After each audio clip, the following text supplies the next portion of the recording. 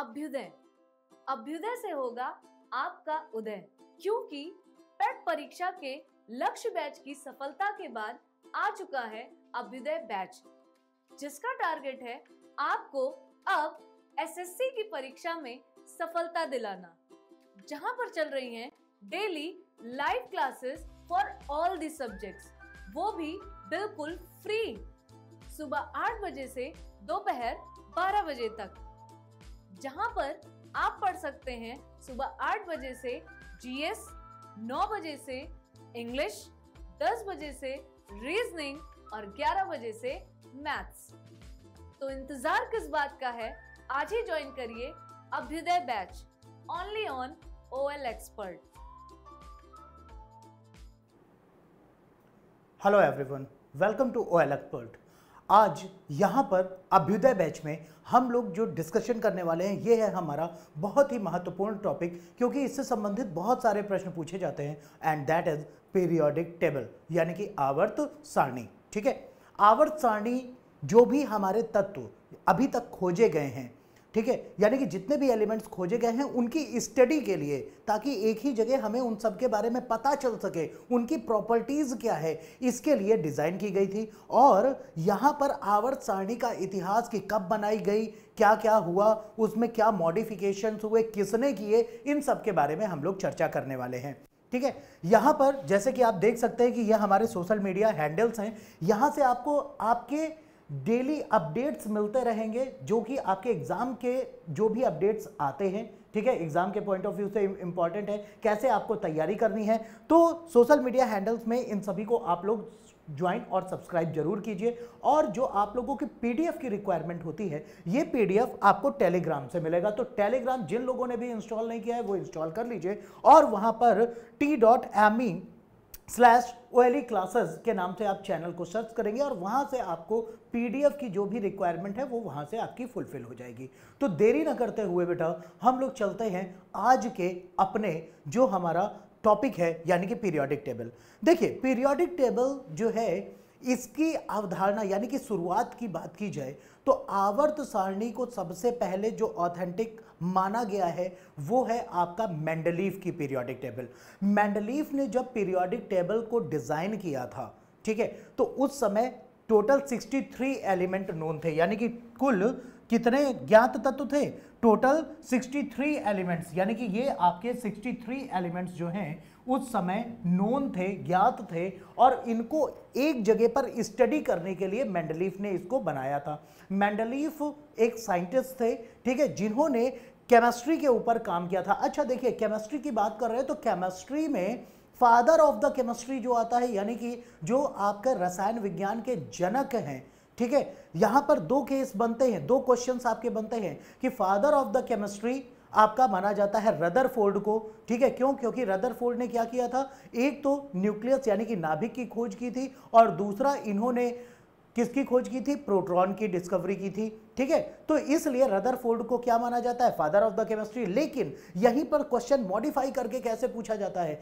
कि father of the modern chemistry यानी कि आधुनिक रसायन विज्ञान का जनक कहा जाता है एंटोनी लेवोसिए को। ठीक है, किसको कहा जाता है, तो एंटोनी लेवोसिए को कहा जाता है father of the modern chemistry. ठीक है बेटा, अब यहां पर हम लोग देखें तो मेंडलीफ ने क्या कहा था, जो एलिमेंट को उन्होंने अरेंज किया और इनकी पीरियोडिक टेबल को क्या कहा गया कि इसको मान्यता क्यों दी गई, क्योंकि इन्होंने पहली चीज तो कही थी कि properties of the element depend on their atomic mass, यानी कि तत्वों के गुण किस पर निर्भर करते हैं, परमाणु द्रव्यमान पर निर्भर करते हैं, ये कहा था। और इन्होंने पीरियोडिक टेबल में कई ब्लैंक स्पेसेस, जैसे कि यहां पर आप लोग देख पा रहे होंगे कि ये क्या है, रिक्त स्थान उन्होंने छोड़ दिए थे कि भविष्य में जिन तत्वों को अलग से खोजा जाएगा उनको यहां पर प्लेस किया जाएगा। लेकिन पीरियोडिक टेबल जब इन्होंने बनाई थी तो उस समय उनको इन्होंने 8 वर्गों में, यानी कि 1 to 8 इन्होंने क्या किया था, 8 वर्गों में पीरियोडिक टेबल को इन्होंने डिवाइड किया था।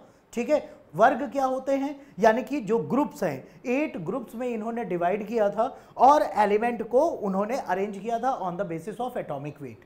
ठीक, लेकिन यहां पर क्या है कि मेंडलीव की पीरियोडिक टेबल को बाद में मॉडिफाई करने की भी जरूरत पड़ी। तो पहले हम लोग जानते हैं कि मेंडलीव ने क्या क्या चीजें कही थी। ठीक है, मेंडलीव ने सबसे पहले तो अगर देखा जाए तो मेंडलीव ने 1869 में, ठीक है, न्यूलैंड का जो ऑक्टेट, जो आपका क्या है कि अष्टक नियम है, ऑक्टेट का जो नियम है, ठीक है, उसके रिडक्शन के बाद, ऑक्टेट का मतलब क्या है, यानी कि अष्टक पूरे होने का मतलब क्या है कि सभी इलेक्ट्रॉन्स अपने अपने एनर्जी सेल्स में क्या करेंगे, मूव करेंगे, और ऑक्टेट रूल के अकॉर्डिंग ये एलिमेंट्स को अपने आप क्या करेंगे, यहां पर कैटेगराइज किया जाएगा। लेकिन उसको जब रिजेक्शन हुआ तब उसके बाद, न्यूलैंड के रिजेक्शन के बाद, मेंडलीव की जो पीरियोडिक टेबल है वो सामने आई थी और इन्होंने बताया था कि जो एलिमेंट्स उन्होंने अरेंज किए, किसने, मेंडलीव ने, वो बताया कि properties of the element depend on their atomic mass, यानी कि तत्वों के गुण उनके परमाणु द्रव्यमान पर निर्भर करते हैं।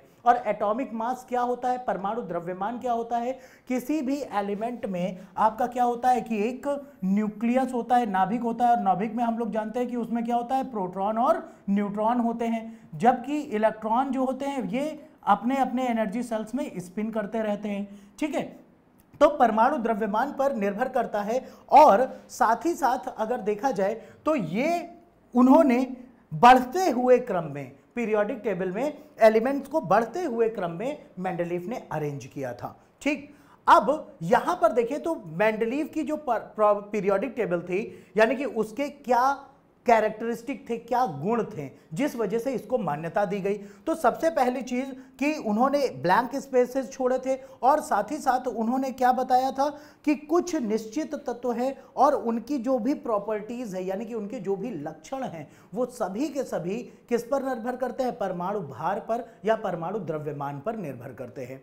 ठीक है, लेकिन बाद में प्रॉब्लम क्या आई, इनकी पीरियोडिक टेबल में ब्लैंक स्पेसेस तो रखे, मान्यता तो मिल गई, 8 ग्रुप्स में बांटा, ये भी ठीक है, लेकिन कई सारे एलिमेंट्स ऐसे थे जिनका की एटॉमिक वेट क्या था, ज्यादा था, लेकिन उनको उन्होंने पहले प्लेस कर दिया था, तो उनकी रिक्वायरमेंट, ये रिक्वायरमेंट उनकी फिल नहीं हुई, यानी कि आगे चल करके ये एलिमेंट्स की कैटेगरी को इसने फुलफिल नहीं किया।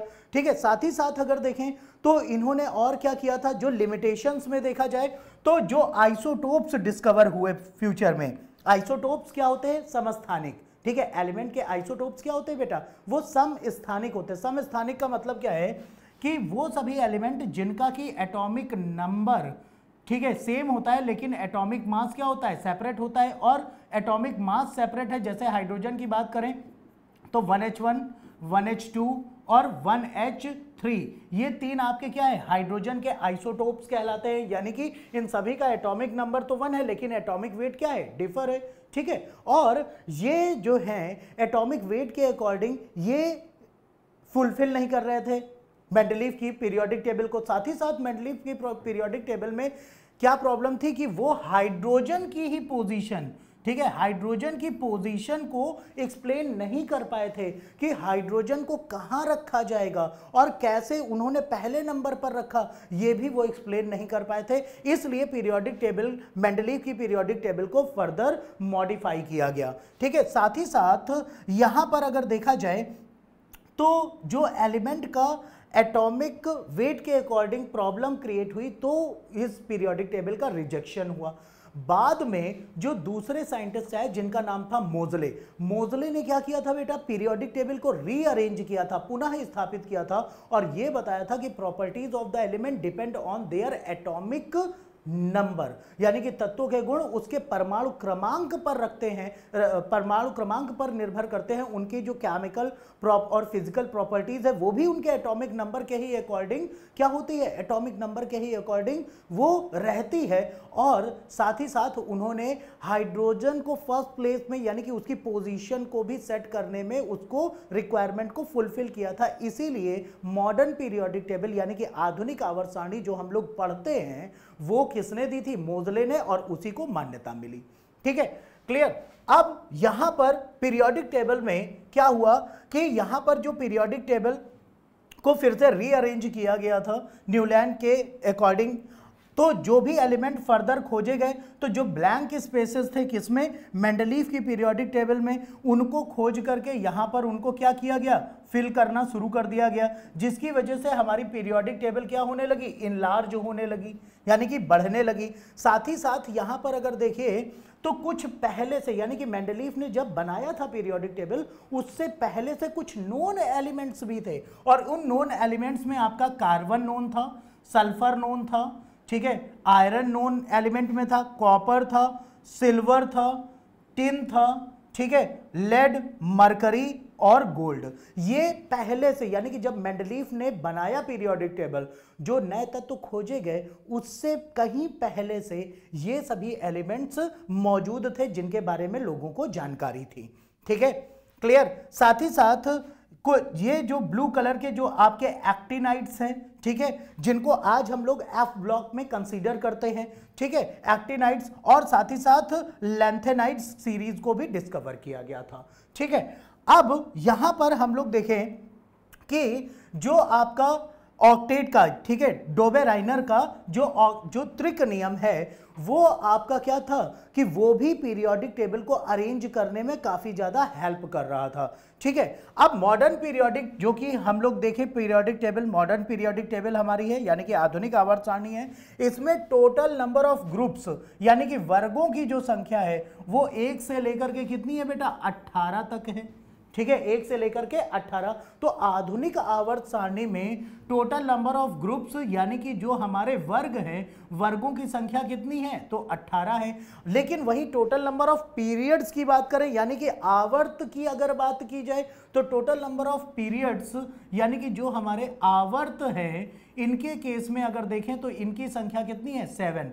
तो पीरियोडिक टेबल में टोटल नंबर ऑफ पीरियड्स कितने हैं, 7, और ग्रुप्स कितने हैं, वर्ग कितने हैं, तो 18 है। इनमें भी जो एलिमेंट को अरेंज किया गया है, तो on the basis of atomic number, यानी कि परमाणु क्रमांक के आधार पर इसको क्या किया गया बेटा, अरेंज किया गया है। ठीक है, अब यही पीरियोडिक टेबल में क्या होता है कि हाइड्रोजन की पोजीशन तो यहां पर भी फिक्स नहीं है। ठीक है, इसको इसी कारण से हाइड्रोजन को क्या कहा जाता है, ये क्वेश्चन भी आपका पूछा जाता है मॉडिफाई कर करके, कि आवर्त सारणी का आवारा तत्व, ठीक है, आवारा तत्व किसको कहते हैं, क्वेश्चन में इंग्लिश में ये रहता है कि द वेगाबॉन्ड एलिमेंट, यानी कि आवारा तत्व किसको कहा जाता है, तो किसको कहा जाता है, हाइड्रोजन को कहा जाता है। क्यों कहा जाता है आवारा, क्योंकि पीरियोडिक टेबल में इसका प्लेस फिक्स नहीं है। ये उपमा कुछ वैसे ही है जैसे आप लोगों का घर में आप लोगों को कभी कभी ये उपमा दे दी जाती है कि बहुत आवारा हो रहे हो। क्यों, क्योंकि आप लोग क्या है, घर में कभी हो, कभी नुक्कड़ पे हो, तो कभी कहीं हो, कभी कहीं हो, इधर उधर आप लोग घूमते रहते हैं। प्लेस फिक्स ना होने की वजह से आप लोगों को आवारा कह दिया जाता है। तो इसी आधार पर अगर हम लोग देखें तो जो हमारी मॉडर्न पीरियोडिक टेबल है, इसमें हाइड्रोजन को क्या कहा जाता है बेटा, आवारा तत्व कहा जाता है। क्लियर हो गया। अब यहां पर हम लोग पीरियोडिक टेबल में देखें तो टोटल आज के समय पर हम लोगों के टोटल नंबर ऑफ एलिमेंट जो नोन है वो 118 है। कुल 118 ज्ञात तत्व है, और पीरियोडिक टेबल को इलेक्ट्रॉनिक कॉन्फ़िगरेशन के हिसाब से, यानी कि इलेक्ट्रॉनिक विन्यास के हिसाब से 4 पार्टों में डिवाइड किया गया है। ठीक है, यहां पर जो 4 पार्ट्स हैं, इनकी अगर बात की जाए तो कौन कौन से, जो हमारा फर्स्ट और सेकेंड ग्रुप है, यानी कि पहला और दूसरा वर्ग है, इसको कहा जाता है एस ब्लॉक एलिमेंट। क्यों कहा जाता है एस ब्लॉक एलिमेंट, क्योंकि जब भी आपका इन एलिमेंट्स का, यानी कि lithium, sodium, potassium, rubidium, calcium and francium, और beryllium, magnesium, calcium, strontium, barium और रेडियम, ये सभी जो आपके एलिमेंट हैं, इनका जब भी हम लोग इलेक्ट्रॉनिक कॉन्फ़िगरेशन करेंगे, यानी कि इलेक्ट्रॉनिक विन्यास निकालेंगे, तो इनका जो लास्ट इलेक्ट्रॉन होगा वो किस में पहुंचेगा, एस ब्लॉक में ही पहुंचेगा। ठीक है, इसीलिए फर्स्ट और सेकेंड ग्रुप को क्या कहा जाता है, एस ब्लॉक एलिमेंट। वहीं पीरियोडिक टेबल में थर्ड से लेकर के जो आपका 18th ग्रुप है, इनको कहा जाता है पी ब्लॉक। ठीक है, क्या कहते हैं, पी ब्लॉक एलिमेंट इसको कहा जाता है। क्यों, क्योंकि इलेक्ट्रॉनिक कॉन्फ़िगरेशन में, इलेक्ट्रॉनिक विन्यास में आखिरी जो इलेक्ट्रॉन होगा वो किस में पहुंचेगा, पी ब्लॉक में पहुंचेगा। इन दोनों के बीच में, यानी कि थर्ड से लेकर के आपका 12 तक यहां के जो एलिमेंट है, ये आपका कहलाता है बेटा डी ब्लॉक। ठीक है, क्या कहलाता है, डी ब्लॉक एलिमेंट कहलाता है। और इनमें भी जो हमारा थर्ड ग्रुप का 6th और 7th पीरियड है, इसको इलैबोरेट करके यानी कि बढ़ा करके लैंथेनाइड और एक्टिनाइड की जो सीरीज है ये आपका आता है किसमें, एफ ब्लॉक एलिमेंट कहलाते हैं। तो पीरियोडिक टेबल को 4 पार्ट में डिवाइड किया गया है, S block, P block, D block और एफ ब्लॉक। ठीक है, अब यहां पर एलिमेंट्स के अकॉर्डिंग हम लोग देखें तो यहां पर जो हमारे एस ब्लॉक में जो फर्स्ट ग्रुप है, पहला वर्ग है हाइड्रोजन को छोड़ करके, तो इनको जो रेड कलर से आपको यहां पर दिख रहे हैं ये आपके क्या हैं, एल्कली मेटल्स कहलाते हैं, यानी कि क्षारीय धातुएं। जबकि जो सेकंड ग्रुप है इनको कहा जाता है एल्कलाइन अर्थ मेटल्स, यानी कि क्षारीय मृदा धातुएं इनको कहा जाता है। ठीक है, वहीं जो 17th ग्रुप है, 17वां वर्ग है, ठीक है, ये हैलोजन तत्वों का ग्रुप होता है। ठीक है, ये डायरेक्ट क्वेश्चन बनते हैं आपके कि halogen elements are placed in which group in periodic table, यानी कि हैलोजन तत्वों को आवर्त सारणी में किस वर्ग में रखा गया है। तो वहां पर आपका राइट आंसर क्या होगा, वहां पर राइट आंसर हो जाएगा 17। एल्कली मेटल्स को किस में रखा गया है ये पूछा जाता है तो फर्स्ट ग्रुप में, एल्कलाइन अर्थ मेटल को किस में रखा गया है तो वो आपका सेकेंड ग्रुप है। अब इसी में से एक क्वेश्चन डायरेक्ट ये भी पूछा जाता है, द नोबेल गैसेस का ग्रुप कौन सा है, यानी कि जो आपकी noble, the group of the noble gases या the inert group of the inert gases, यानी कि अक्रिय गैसों का ग्रुप कौन सा है, तो यहां पर आपका ये होता है कौन सा बेटा, 18th ग्रुप, यानी कि 18वां वर्ग। ये इनर्ट है क्यों, क्योंकि इनका ऑक्टेट पूरा होता है, आउटर मोस्ट एनर्जी सेल्स में पेयर्ड इलेक्ट्रॉन प्रेजेंट होते हैं, युग्मित इलेक्ट्रॉन होते हैं, जिसकी वजह से ये किसी से रिएक्ट नहीं करते, इसलिए इनको इनर्ट कहा जाता है। ठीक है, अब यहीं पर दूसरा क्वेश्चन बनता है, ट्रांजिशन मेटल यानी कि जो संक्रमण तत्व हैं उनको आवर्त सारणी में कहां पर रखा गया है, तो जो आपका डी ब्लॉक के एलिमेंट है इनको कहा जाता है ट्रांजिशन एलिमेंट, यानी कि 3rd से लेकर के 12th तक। ठीक है, रेडियो एक्टिव एलिमेंट्स को यानी कि रेडियोधर्मी पदार्थों को, रेडियोधर्मी तत्वों को किस में रखा गया है, तो वो आपके एफ ब्लॉक में आते हैं। ठीक है, किस में आते हैं, एफ ब्लॉक में आते हैं। तो ये आपका कैटेगराइज किया गया है पीरियोडिक टेबल को। ठीक है, और किसने किया था, तो मोजले ने दिया था। ठीक है, मोजले ने मॉडर्न पीरियोडिक टेबल दी थी। ठीक है, अब यहां पर क्वेश्चंस कुछ बनते हैं एलिमेंट्स की प्रॉपर्टीज के अकॉर्डिंग, यानी कि तत्वों के उनके लक्षणों के आधार पर, उनके गुणधर्म के आधार पर यहां पर कई सारे क्वेश्चंस बनते हैं। और इन क्वेश्चंस की अगर हम लोग बात करें बेटा, तो जब हम किसी भी ग्रुप में यानी कि किसी भी वर्ग में टॉप टू बॉटम यानी कि ऊपर से नीचे की तरफ मूव करते हैं, ठीक है, किसी भी ग्रुप में टॉप टू बॉटम मूव करेंगे तो भी एलिमेंट्स की प्रॉपर्टीज चेंज होगी।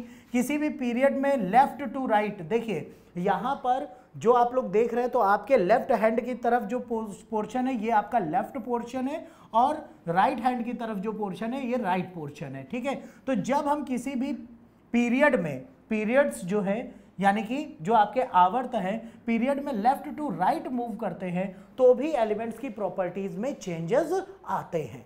ठीक है, क्लियर, और इन चेंजेस से भी कई सारे क्वेश्चंस बनते हैं। तो इसमें अगर देखा जाए बेटा, तो यहां पर जो क्वेश्चंस पूछे जाते हैं उन क्वेश्चंस की बात करें तो सबसे पहला क्वेश्चन कि जब हम किसी भी ग्रुप में यानी कि किसी भी वर्ग में, ठीक है, टॉप टू बॉटम यानी कि ऊपर से नीचे की तरफ मूव करते हैं तो जो एटॉमिक रेडियाई होती है, एटॉमिक रेडियाई यानी कि परमाणु त्रिज्या जो होती है वो क्या होगी, तो वो हमेशा बढ़ेगी। ठीक है, इट इंक्रीजेस। ठीक है, हमेशा टॉप टू बॉटम यानी कि अगर हम सेकेंड ग्रुप से या फर्स्ट ग्रुप से, ठीक है, हम 7th किसी भी एक ग्रुप में यानी कि फर्स्ट ग्रुप में हम सेकेंड पीरियड से हम लोग 7th पीरियड की तरफ मूव करते हैं तो हमेशा जो एटॉमिक रेडियाई यानी कि परमाणु त्रिज्या होती है वो क्या होती है, वो बढ़ती है। और यहां पर परमाणु त्रिज्या क्यों बढ़ेगी, क्योंकि नंबर ऑफ इलेक्ट्रॉन्स क्या होंगे, वो भी आपके इंक्रीज होंगे। ठीक है, और नंबर ऑफ प्रोटॉन्स भी क्या होंगे, वो भी इंक्रीज होंगे, तो एटॉमिक रेडियाई क्या होगा, वो बढ़ेगा। ठीक है, वहीं अगर हम बात करें कि आयनिक रेडियाई जो इनकी आयनन त्रिज्या होती है वो क्या होती है, तो वो भी क्या होती है बेटा, इंक्रीज होती है यानी कि बढ़ती है। टॉप टू बॉटम आने पर हमेशा एटॉमिक रेडियाई और साथ ही साथ अगर देखा जाए तो आयनिक रेडियाई ये हमेशा क्या होती है, इंक्रीज होती है। और इलेक्ट्रोपॉजिटिविटी की बात करें यानी कि विद्युत धनात्मकता की बात करें तो विद्युत धनात्मकता धनात्मकता भी क्या होती है, वो बढ़ती है, यानी कि लूजिंग ऑफ इलेक्ट्रॉन, ये बहुत तेजी से इलेक्ट्रॉन्स क्या कर देंगे, लूज कर देंगे। तो इलेक्ट्रॉन पर निगेटिव चार्ज होता है, इलेक्ट्रॉन लूज कर देंगे तो वो क्या हो जाएगा, उस पे धनात्मकता आएगी, यानी कि पॉजिटिविटी आएगी।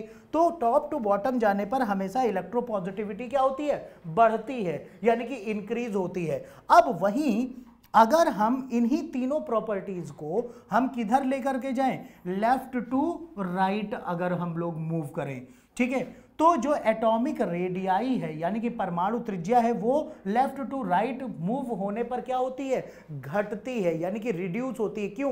क्योंकि नंबर ऑफ प्रोटॉन्स बढ़ेंगे तो नंबर ऑफ इलेक्ट्रॉन्स भी बढ़ेंगे, दोनों पर अपोजिट चार्ज है तो उनके बीच में फोर्स ऑफ अट्रैक्शन यानी कि आकर्षण बल क्या होगा, बढ़ेगा, और फोर्स ऑफ अट्रैक्शन बढ़ेगा तो 100% है कि वहां पर फोर्सेस बढ़ रहे हैं तो वो एक दूसरे को क्या करेंगे, अपनी तरफ खींचेंगे, जिसकी वजह से रेडियाई क्या होगी, वो घट जाएगी, यानी कि रेडियस घटेगा। ठीक है, तो जब हम किसी भी पीरियड में पीरियोडिक टेबल में लेफ्ट टू राइट मूव करते हैं तो जो एटॉमिक रेडियाई होती है वो क्या होती है, घटती है। आयनिक रेडियाई की अगर हम बात करें तो आयनिक रेडियाई का मतलब क्या है कि the formation of cations and anions, यानी कि कैटायन बनाने की टेंडेंसी और एनायन बनाने की टेंडेंसी। जो मेटल्स होते हैं यानी कि जो धातुएं होती हैं उनकी अगर बात करें तो धातुएं क्या बनाती हैं, कैटायंस बनाती हैं, जबकि जो नॉन मेटल्स अधातुएं होती हैं वो क्या बनाते हैं, एनायंस बनाते हैं। तो लेफ्ट टू राइट अगर मूव करेंगे तो आयनिक रेडियाई यानी कि कैटायंस बनाने की जो टेंडेंसी है वो क्या होगी, घटेगी। एनायंस बनाने की जो टेंडेंसी है वो भी क्या होगी, घटेगी। एनायंस कहां से बनेंगे, 13th से लेकर के 80 आपका 17th तक, ठीक है, 13 से लेकर के कहां तक होगा, 17th ग्रुप तक होगा। तो यहां पर आपका क्या होगा बेटा, ये एनायंस बनाने की टेंडेंसी है वो क्या होगी, घटेगी, और यहां पर मेटल्स में क्या होगा, जो कैटायंस बनाने की टेंडेंसी है वो भी क्या होगी, वो भी रिड्यूस होगी। ठीक है, और अगर हम बात करें इलेक्ट्रोपॉजिटिविटी की यानी कि विद्युत धनात्मकता की, तो टॉप टू बॉटम जाने पर इलेक्ट्रोपॉजिटिविटी क्या थी, बढ़ रही थी, तो लेफ्ट टू राइट जाने पर इलेक्ट्रोपॉजिटिविटी क्या हो जाएगी, घटेगी। एक चीज ध्यान दीजिएगा, जो भी एलिमेंट्स की जो प्रॉपर्टीज हैं यानी कि धातुओं के जो लक्षण हैं या तत्वों के जो गुण धर्म हैं, जो कैरेक्टरिस्टिक टॉप टू बॉटम जाने पर रिड्यूस होते हैं वो लेफ्ट टू राइट जाने पर इंक्रीज होंगे यानी कि बढ़ेंगे, और जो प्रॉपर्टीज टॉप टू बॉटम जाने पर बढ़ेंगी वो लेफ्ट टू राइट जाने पर हमेशा क्या होंगी, वो इंक्रीज होंगी। ठीक है, यानी कि इधर घटी तो इधर बढ़ी और इधर बढ़ी तो इधर घटी। क्लियर है इतना, ये चीज हमेशा याद रखिएगा। अब वही बात करें कि दूसरे प्रॉपर्टी क्या है, इलेक्ट्रॉन एफिनिटी यानी कि इलेक्ट्रॉन बंधुता। तो अगर हम किसी भी वर्ग में टॉप टू बॉटम जाते हैं तो इलेक्ट्रॉन एफिनिटी, इलेक्ट्रॉन को अट्रैक्ट करने की बंधुता, जो उनकी क्षमता होती है, टेंडेंसी होती है, वो क्या होती है, घटती है। क्यों? क्योंकि ये क्या बना रहे हैं, ये आपके इनमें इलेक्ट्रोपॉजिटिविटी बढ़ रही है। ये अगर देखा जाए तो ये कैटायंस बनाने की टेंडेंसी इनकी इंक्रीज हो रही है, तो ये इलेक्ट्रॉन एफिनिटी यानी कि इलेक्ट्रॉन बंधुता जो है वो क्या होगी, वो आपकी हमेशा घटेगी। ठीक है, आयोनाइजेशन एनर्जी, आयनन ऊर्जा, ये भी क्या होगी, ये भी डिक्रीज होगी। और इलेक्ट्रोनिगेटिविटी, भाई पॉजिटिविटी बढ़ रही तो निगेटिविटी क्या होगी, घटेगी। तो ये आपका टॉप टू बॉटम आने पर क्या होगा, घटेगा। ठीक है, अब वहीं अगर हम इलेक्ट्रॉन एफिनिटी यानी कि इलेक्ट्रॉन बंधुता की बात करें तो लेफ्ट टू राइट अगर हम मूव करते हैं तो ये क्या होती है, इंक्रीज होती है। क्यों? क्योंकि राइट पोर्शन पर हमारे क्या है, राइट पोर्शन पर हमारे क्या प्रेजेंट है, नॉन मेटल्स हैं। और नॉन मेटल्स की बात की जाए तो नॉन मेटल्स को की प्रॉपर्टी क्या होती है कि ये इलेक्ट्रॉन को अट्रैक्ट करने के लिए क्या होते हैं, काफी ईगर होते हैं यानी कि बहुत तेजी से खींचते हैं। ठीक है, वहीं ionization energy left to right जाने पर ये भी क्या होगी, ये भी बढ़ेगी, और इलेक्ट्रोनिगेटिविटी क्या होती है, बढ़ती है। और हम लोग अगर देखें पीरियोडिक टेबल में तो कहा भी जाता है the most electronegative element in the periodic table, यानी कि हमारी आवर्त सारणी में सबसे ज्यादा जो विद्युत ऋणात्मक तत्व है वो आपका कौन सा है, आपका जो 17th ग्रुप है, जिसमें कि आपका आता है फ्लोरीन यानी कि F आता है। ठीक है, तो ये क्या है, फ्लोरीन की बात की जाए तो ये आपका क्या हो जाता है, ये मोस्ट इलेक्ट्रोनिगेटिव एलिमेंट होता है। तो लेफ्ट टू राइट जाने पर हमेशा क्या होगा बेटा, लेफ्ट टू राइट जाने पर अगर हम लोग देखें तो हमेशा जो इलेक्ट्रोनिगेटिविटी है यानी कि विद्युत ऋणात्मकता है ये क्या होती है, ये इंक्रीज होती है।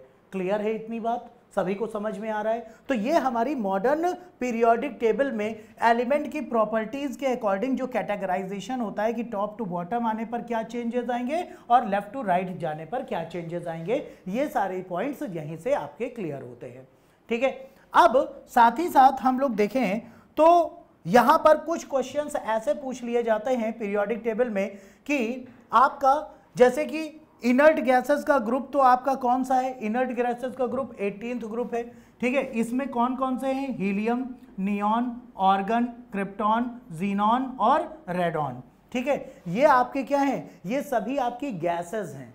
ठीक है, इनर्ट गैसेस का ग्रुप है, साथ ही साथ इनका ऑक्टेट पूरा है, तो ये नॉन रिएक्टिव है, ये दूसरे से रिएक्ट नहीं करते हैं। लेकिन एक यहां पर क्वेश्चन बनता है कि यहां पर जो स्ट्रेंजर गैस है यानी कि अपरिचित गैस है वो किसको कहा जाता है, तो जो बेटा स्ट्रेंजर गैस होती है दैट इज जीनॉन। जीनॉन को कहा जाता है स्ट्रेंजर गैस यानी कि अपरिचित गैस। क्यों, क्योंकि ये अकेली ऐसी इनर्ट गैस है जो कुछ सर्कमस्टांसेस में क्या होती है, पानी में डिसॉल्व हो जाती है यानी कि वाटर में डिसॉल्व हो जाएगी। और साथ ही साथ अगर देखा जाए तो इसी वजह से इसको क्या कहा जाता है, स्ट्रेंजर गैस के नाम से हम लोग इसको जानते हैं।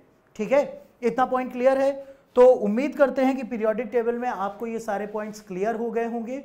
ठीक है, तो चैनल को लाइक, सब्सक्राइब और शेयर जरूर कीजिए। So thank you.